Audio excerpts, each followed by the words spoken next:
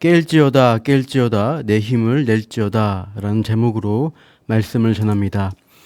이사야 51장 9절에 여호와의 팔이여 깨소서 깨소서 능력을 베푸소서 라는 요구에 대해서 12절 이후 하나님이 응답하시는 문맥이 오늘 본문에도 이어집니다. 그 깨소서라는 호소를 뒤집어서 하나님은 이스라엘을 향해 깨어나라 하고 요청하십니다. 17절 상반절 여호와의 손에서 그의 분노의 잔을 마신 예루살렘이여 깰지어다 깰지어다 일어설지어다. 예루살렘아 깰지어다 일어설지로다. 지금 넘어져 있는 예루살렘을 향해 깨어나고 일어서라고 합니다. 그럼 예루살렘이 왜 넘어져 있을까요? 17절 하반절 네가 이미 비틀거름치게 하는 큰 잔을 마셔 다 비웠도다.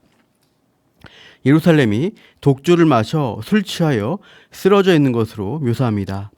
22절 중간에 나의 분노의 큰 잔이라고 했습니다. 즉 하나님의 진노와 심판을 받아 황폐해진 예루살렘의 상태를 가리킨다고 할 수 있습니다. 18절 예루살렘이 낳고 양육한 아들 중에서는 쓰러진 예루살렘을 인도하고 이끌 자가 없다고 합니다. 하나님의 진노의 잔으로 인해 시온은 모든 자녀를 빼앗기고 백성들이 무기력하게 되었기 때문이라고 할 수 있죠. 19절에 구체적으로 두 가지 재앙이 닥쳤다고 합니다. 땅의 측면에서는 황폐와 멸망이 임했고 백성들에게는 기근과 칼이 닥친 것입니다. 20절 예루살렘의 아들들이 곤비하여 그물에 걸린 영양같이 헤쳐나올 힘이 없어 그저 무기력하게 온 거리 모퉁이에 누워있다고 합니다. 이렇게 하나님의 진노의 잔, 심판과 견책이 그들에게 가득 차게 임한 것이죠. 그러나 때가 되자 하나님은 예루살렘의 회복을 약속하십니다. 21절 공고하며 이미 취한 자에게 하나님은 억울함을 풀어주시는 분으로 말씀하시죠. 22절 내 주 여호와 그의 백성의 억울함을 풀어주시는 내 하나님이 이같이 말씀하시되 보라 내가 비틀거름치게 하는 잔 곧 나의 분노의 큰 잔을 내 손에서 거두어서 네가 다시는 마시지 못하게 하고 23절 그 잔을 너를 괴롭게 하던 자들의 손에 두리라. 하나님의 분노의 잔을 예루살렘에게서 거두어서 대신 예루살렘을 압제한 자에게 두시겠다고 말씀하십니다. 상황에 역전이 일어납니다. 이러한 심판의 역전은 하박국 선지자가 던진 질문에 대한 답변이 된다고 할 수 있습니다. 하박국 선지자는 하나님께 항변하죠. 유다보다 악한 바벨론을 사용하여 유다를 멸망시키는 게 과연 옳은 일입니까? 하나님이 자기 백성을 징계하시는데 더 악한 나라를 들어 사용하시는 게 과연 타당한가? 그에 대해 하나님은 역사의 과정을 길게 보라고 말씀하시죠. 심판의 도구로 악한 나라 백성들이 쓰였다고 해서 그들 자신들도 하나님의 심판을 피할 수 있다는 것을 의미하는 게 아니다. 최종적으로 하나님 백성은 회복과 은혜로 이끄시지만 심판의 도구로 잠시 쓰였을지라도 악인들은 무서운 심판 가운데 떨어질 것이라는 게 성경의 논지입니다. 하박국 2장 3절인데요. 이 묵시는 정한 때가 있나니 그 종말이 속히 이르겠고 결코 거짓되지 아니하리라. 비록 더딜지라도 기다리라. 지체되지 않고 반드시 응하리라. 정한 때, 최종 종말의 때가 되면 거짓이 아닌 온전한 정의가 이루어질 것이라는 말씀입니다. 하박국에게 바벨론에 의한 유다 멸망이 끝인 것처럼 보이겠지만 더딜지라도 기다려보면 즉 하나님의 시간표로 때가 되면 바벨론 역시 종말을 맞이할 것이다. 비록 더딜지라도 기다리면 반드시 응하게 될 것이다 하고 말씀하십니다. 그렇게 하나님의 공의가 이루어질 것이죠.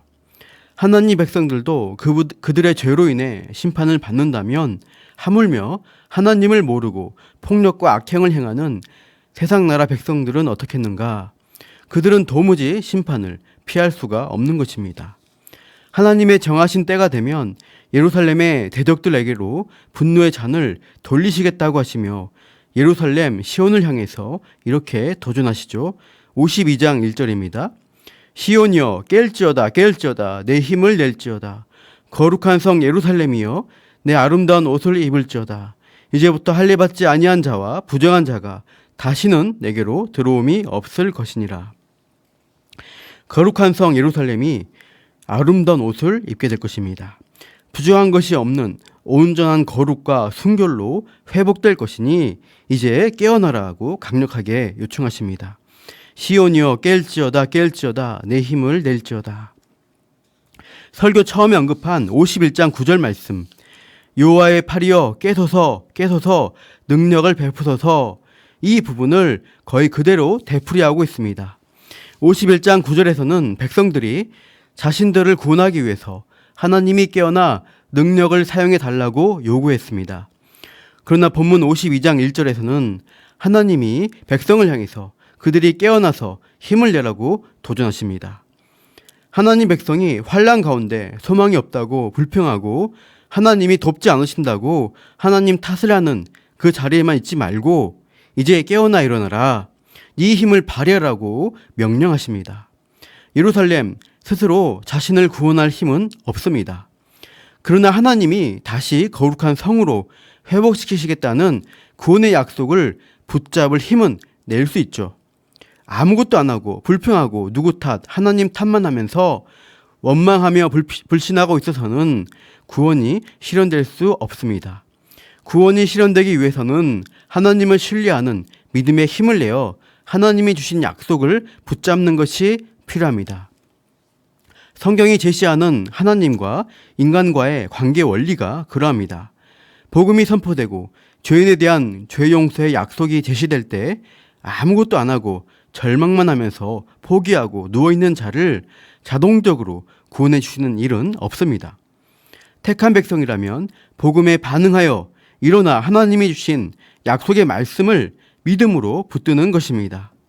예수 그리스도가 하신 일이 얼마나 큰 은혜인지를 깨닫고 그 유일한 구원의 방편, 십자가의 공로를 나에게 주시는 것으로 믿는 믿음으로 반응하게 되어 있습니다. 이렇게 하나님에 대한 신뢰, 즉 믿음이 회복된 관계가 하나님과 하나님 자녀 사이에 화목된 관계라고 할 수 있습니다. 세상 백성들에게는 그런 은혜가 주어지지 않습니다. 이들은 하나님을 믿는 힘을 발휘하는 게 아니라 자기 힘을 의지하고 스스로 구원하려고 하기에, 즉 스스로 하나님처럼 되려고 하기에 참되신 하나님에 대해서 반역자로 남아있을 뿐입니다. 결국 하나님과의 관계를 회복하지 못하고 최종 심판에 들어가게 됩니다. 바벨론으로 대표되는 세상 사람과 시온으로 대표되는 하나님 백성은 신분과 지위가 역전됩니다. 이사야 47장 1절에 처녀딸 바벨론이여 내려와서 티끌에 앉으라. 딸 갈대하여 보좌가 없어졌으니 땅에 앉으라. 네가 다시는 곱고 아리답다 일컬음을 받지 못할 것임이라. 바벨론은 보좌에서 티끌로 내려앉는 신세가 된다고 했습니다. 반대로 시온 백성은 티끌을 털고 일어나 보좌로 올라 앉으라고 하시는 거죠. 2절 너는 티끌을 털고 버릴지어다. 예루살렘이여 일어나 앉을지어다. 사로잡힌 딸 시온이여 내 목에 줄을 스스로 풀지어다. 스스로 자신을 높이려는 인간의 시도는 결국 무산되지만 하나님을 경외하고 자신을 낮출 줄 아는 자녀들에게는 하나님의 영광에 동참케 하는 은혜가 주어집니다. 하나님이 높여주시는 겁니다. 3절 이후 하나님이 이루실 구원의 복음에 대해 선포됩니다. 값없이 팔렸으니 돈 없이 속량되리라. 하나님이 징계받도록 넘기셨으므로 회복하는 것 역시 하나님의 주권으로 이루어진다는 것이죠. 4절에 이스라엘이 처음에는 애굽으로 내려가 나그네로 살다가 후에는 아수르의 압박에 시달렸습니다. 또 바벨론에게서 종살이하는 처지에 있게 되는데 하나님은 이렇게 말씀하십니다. 5절 내 백성이 까닭없이 잡혀갔으니 내가 여기서 어떻게 하랴. 이제 하나님이 구원을 행하시겠다. 6절 그러므로 내 백성은 내 이름을 알리라. 그러므로 그날에는 그들이 이 말을 하는 자가 나인 줄을 알리라. 내가 여기 있느니라. 출애굽 구원을 시작하실 때 모세에게 하나님은 자신의 이름을 알려주셨습니다.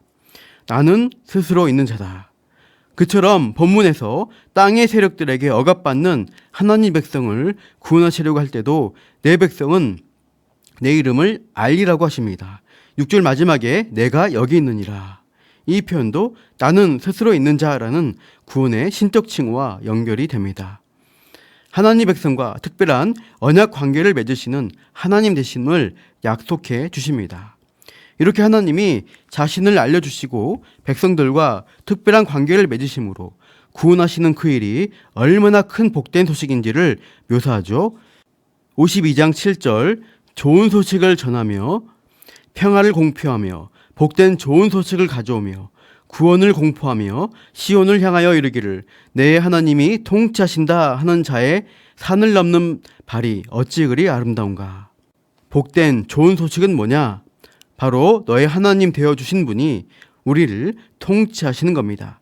즉 하나님 나라 백성 삼아주신 일이 얼마나 기쁜 일이고 큰 위로가 되는지 선포하고 있습니다. 11절 12절 너희는 떠날지어다 거기서 나오고 부조한 것을 만지지 말지어다 그 가운데에서 나올지어다 여호와의 기구를 매는 자들이여 스스로 정결하게 할지어다 여호와께서 자기 앞에서 너희 앞에서 행하시며 이스라엘의 하나님이 너희 뒤에서 호위하시리니 너희가 황급히 나오지 아니하며 도망하듯 다니지 아니하리라.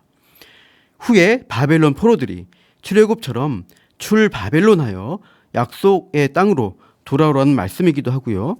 보편적으로 본다면 모든 시대 성도들에게 죄악에서 떠나 성화의 여정을 걸어가라는 요구로도 볼 수 있겠습니다.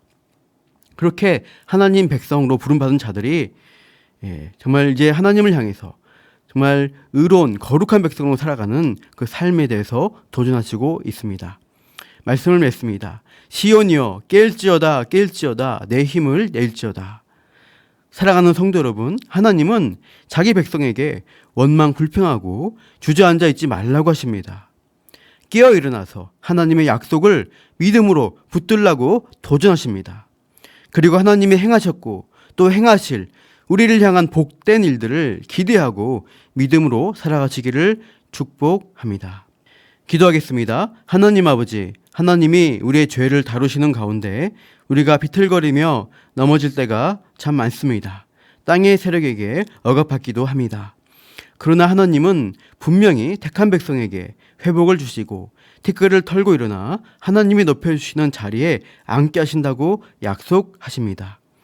그래서 성도는 원망 불평하고만 있을 게 아니라 깨어 일어나 힘을 내라고 도전을 받습니다. 오늘도 믿음의 힘을 내어 깨어 일어나 선포해 주신 복된 소식을 붙들고 힘있게 이 하루도 살아가게 하여 주옵소서. 감사하며 예수님의 이름으로 기도합니다. 아멘.